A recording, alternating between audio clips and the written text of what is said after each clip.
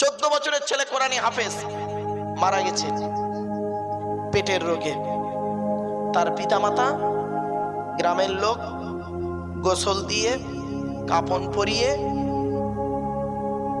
জানাজা পড়িয়ে মাটি দিয়েছে।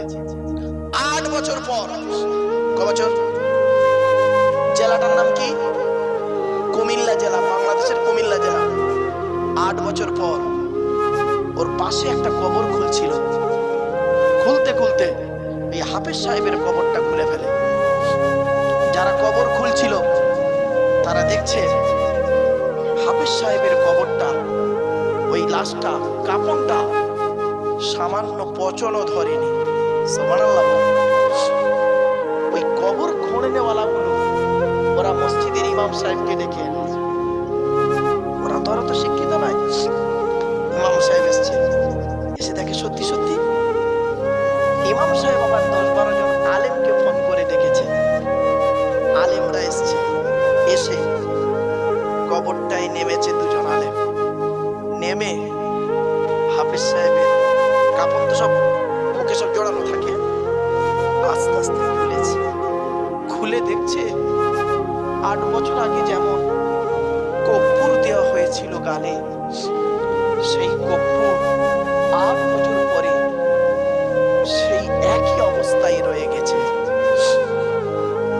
এবার বুঝতে পারছেন কোরআনে হাফেজ কত মূল্যবান। এই মাদ্রাসায় হাফেজা তৈরি করা হয়, হাফেজা তৈরি করা হয়। ছেলেদেরকে বলে হাফেজ, মেয়েদেরকে বলে হাফেজা। হাফেজা তৈরি করা হয়। আপনারা কি ভাবছেন? যাইতাই জায়গায় বসে আছেন ভাবছেন নাকি? জায়গাটা যাইতাই নয়। একদিন বুঝতে পারবেন কিয়ামতের মাঠে। সেদিন এই কথাগুলো আপনাদের চোখের সামনে ভেসে উঠবে। কিরামান কাতিবিন, 2 কাঁধের 2 সম্মানিত ফেরেশতা সাক্ষী দেবে। সেই মাঠে দেখা হবে আপনাদের সঙ্গে আমার, আপনাদের সঙ্গে আমার দেখা হবে ওই মাঠটায়। কোরআনে হাফেজ যারা হয় শুনে রেখে দিন। এজন্য আপনাদের বলে যাচ্ছি, 4টে ছেলে যদি হয়, 2টো ছেলে হয়, একটা ছেলে যদি হয়, এই মা বোনেরা, একটা সন্তান যদি পেট থেকে আসে, ছেলে হোক আর মেয়ে হোক, তাকে কোরআনে হাফেজ করাবে। কেন? হাফেজ সাহেবের বাপ আর মায়ের মাথায় কিয়ামতের মাঠে আল্লাহ পাক নূরের টুপি পরাবে। শুধু তাই নয়, হাফেজ সাহেবকে কিয়ামতের মাঠে আল্লাহ করবেন কি? জান্নাতের ভিতরে ঢুকিয়ে জান্নাতের প্রথম সিঁড়িতে দাঁড় করিয়ে দেবে, দিয়ে বলবে আল্লাহ, ইন্না নাহনু নাযালনা যিকরা ওয়া ইন্না লাহু লাহাফিজুন। আমি কোরআন নাযিল করেছি, আমি কোরআনকে হেফাজত করেছি। তুমি কোরআনকে বুকে রেখেছিলে, আমার কথাগুলো তুমি ইয়াদ রেখেছিলে। অতএব তুমি এই জান্নাতের প্রথম সিঁড়িতে ওঠো, উঠে একটা একটা করে সিঁড়ি ভাঙো আর কোরআন তেলাওয়াত করতে থাকো। কিছু বুঝতে পারছেন? কোথায় দান করেছেন আপনারা? কোন মাদ্রাসায় দান করেছেন? ভাববেন, ভাববেন বাড়িতে গিয়ে কোন জায়গায় জলসায় এসেছেন। খুব বড় আশা ছিল আজকের আমার এখানে, যে এত ব্যস্ততার ভিতরে আমি এলাম, অন্তত কোরআনের একটি সূরা আলোচনা রাখবো, কিন্তু পরিবেশ আমাকে সাথ দিল না। তাই আপনাদেরকে আমি বাস্তব থেকে কিছু কথা আপনাদের বলতে বাধ্য হলাম। 4 নাম্বার হলো, হাক্কানি আলেমের দেহ মাটি খেতে পারে না। নবীজি বলেছেন, কোন আলিমান, হাক্কানি আলেম হও। হাক্কানি আলেম, হাক্কানি আলেম হতে যদি না পারো, আও মুতাআল্লিমান, হাক্কানি আলেমের ছাত্র হও। তাও যদি সুযোগ না পাও, আও মুস্তামিআন, হাক্কানি আলেমরা যেটা বলে মনোযোগ সহকারে শ্রবণ করো। তাও যদি সুযোগ না পাও, আও মুহিব্বান, হাক্কানি আলেমদেরকে অন্তর দিয়ে ভালোবাসো। ওয়ালা তাকুন খামিসান ফাতুহলিকু, 5 নাম্বারটা হতে যেও না, তাহলে তুমি জাহান্নামী হয়ে যাবে। তাই আপনাদেরকে অনুরোধ করে বলে যাচ্ছি, বাপ, এই কয়েক কটা কথা বলার সুযোগ আমাকে দিন। 2-4টে কথা আপনাদেরকে বলি। 5 নাম্বার হলো, মুয়াজ্জিনের দেহ মাটি খেতে পারে না।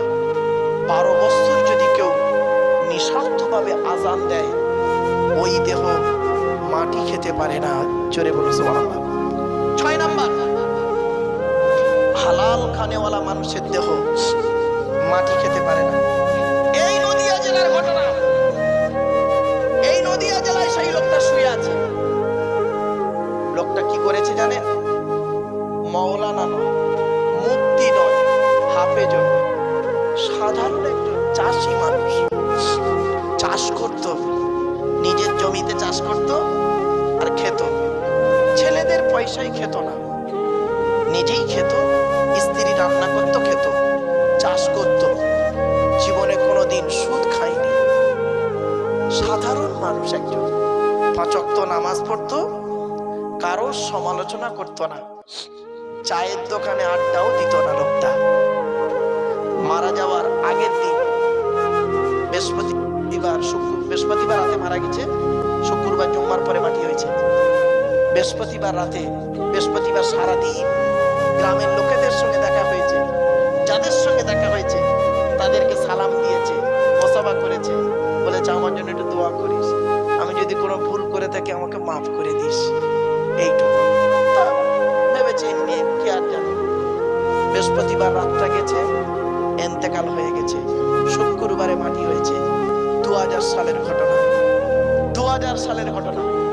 2020 সালে, কত বছর হয়? 20 বছর।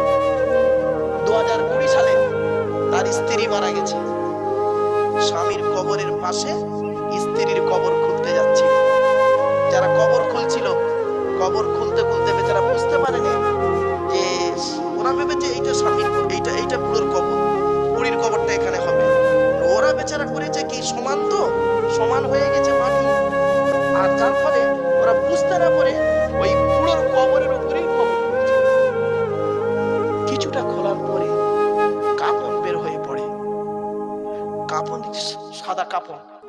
ঘুরি ঘুরি ঘুরি দেখছে, সত্যি তো গোটা লাশটাই রয়েছে। মুখটা খুলে দেখে 20 বছর আগে যেমন মাটি দেওয়া হয়েছিল।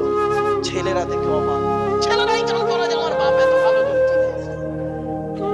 ছেলেরাই জানতো না, ছেলেরাই এসে দেখলো এই অবস্থা। যেমন টাটকা লাশ 20 বছর আগে দিয়েছিল, সেই টাটকা লাশ আজ রয়েছে। লোকটা কি করতো?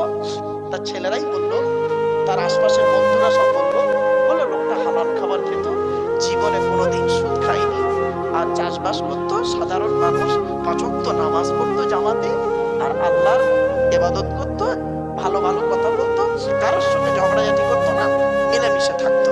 এইটুকুই। গ্রামের এক কথায় ভালো লোক ছিল,